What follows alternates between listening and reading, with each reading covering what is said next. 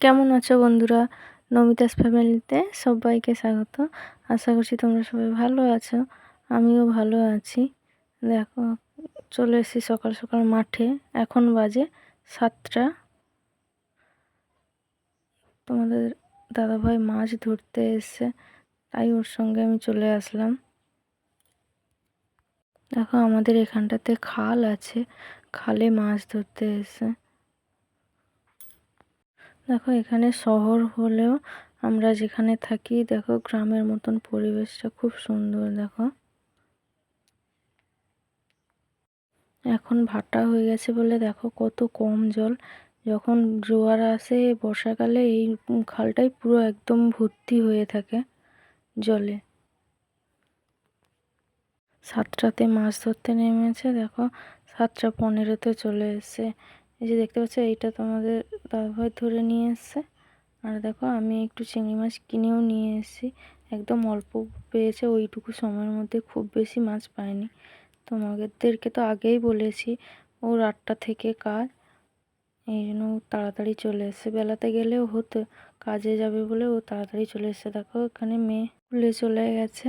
আমি সব কাজ সেরে, স্নান টান সেরে দেখো চলে এসেছি রান্না করতে।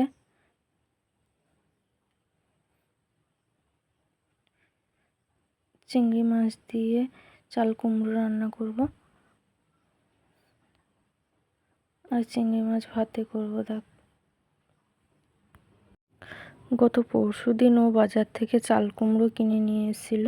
সেই চাল কুমড়োটাই আজকে রান্না করব বলে দেখো চিংড়ি মাছ ধরতেও গেছিলো, আর একটু অল্প করে কিনেও নিয়ে এসেছি। তোমরা তো জানো এখন মাছের কি দাম। চিংড়ি মাছের তো এখন পাওয়াই যাচ্ছে না, বেশি দাম।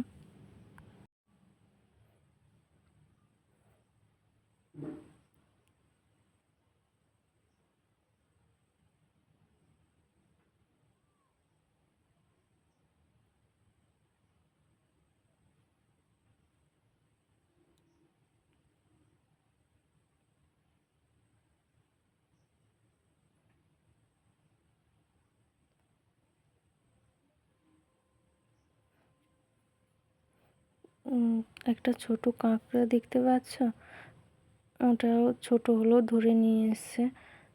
আমার মেয়ে কাঁকড়া খেতে পছন্দ করে।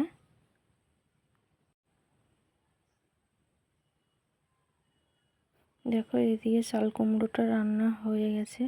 চিংড়ি মাছ ভাতে যে বলে, ওটাই বসিয়েছি। দেখো, মশলা মাখিয়ে যে ভাপাটা করা হয়, ওটাকে চিংড়ি মাছ ভাতেই বলে আমাদের এখানে।